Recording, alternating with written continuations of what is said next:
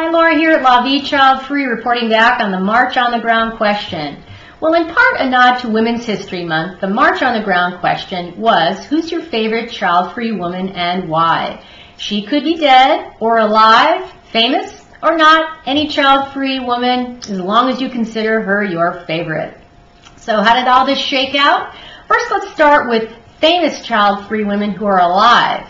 Top three we heard in this category this last month was one, Betty White, who just turned 90 by the way, Helen Mirren, and Oprah, in that order. Now, there were quite a few of you who wrote in about famous child-free women who just have some amazing accomplishments. These two are ones that really I enjoyed learning about. One, her name is Patty Wagstaff, and she's one of the best at airplane aerobatics, and she was the first woman to win the U.S. National Aerobatic title and one of the few people to win it 3 times. And there's another amazing woman. She's a mountaineer, and her name is, make sure I get it right here, Gerline Kaltenbrunner, I believe.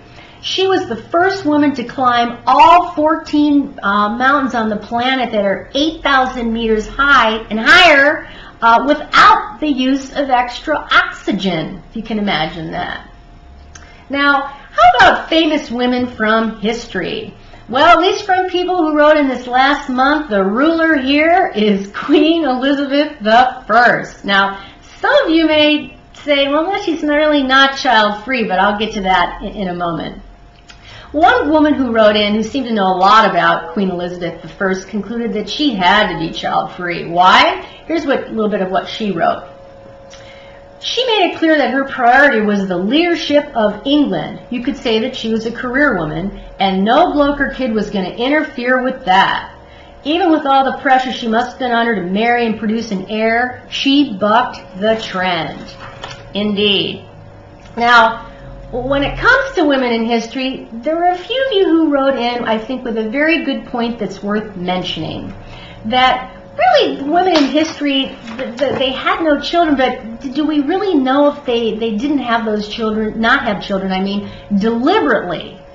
Because, you know, in history, there was so much pressure to marry, to have children, to bear children, and let's face it, there weren't really effective means of birth control, right? So it may be more that for whatever reasons, these women ended up just not having them. So in that sense, you know, maybe you wouldn't consider them child-free. So maybe child-free is more of a term that, you know, it's more modern term from times when women truly began to be able to choose whether and when they wanted to have children.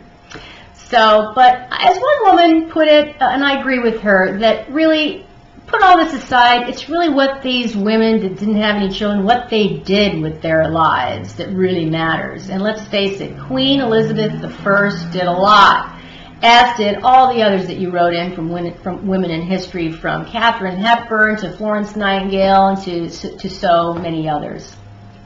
But really what warmed my heart the most were some of the personal child-free favorites that people wrote in about. People wrote in about their teachers, mentors, bosses. One guy has a great quote from a child-free boss of his. It just pretty much said that boss showed him how real people could build an amazing life. I love that quote. And many of you talked about friends that have inspired you and also have given you courage to just live the life that feels the best to you.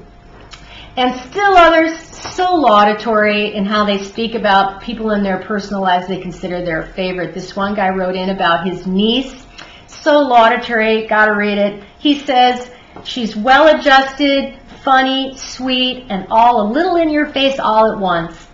She's got a great husband, intensely loves animals, she's smart as hell, she's just about to enter a doctorate program, she's dedicated her life and career to helping others. I'm so proud of her, I could just puke.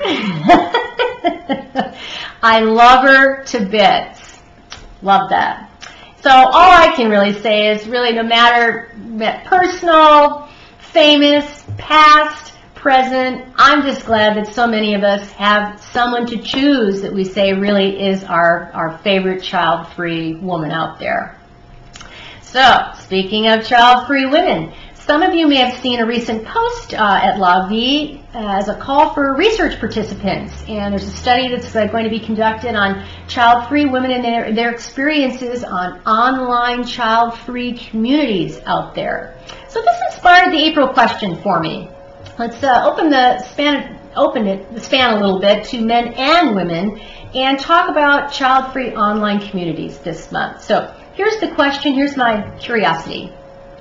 What is it you get the most from online child-free communities?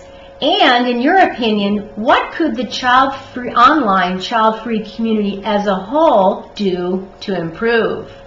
So click this question on your right in the On the Ground section. Write as much as you'd like, and as always, I'll report back.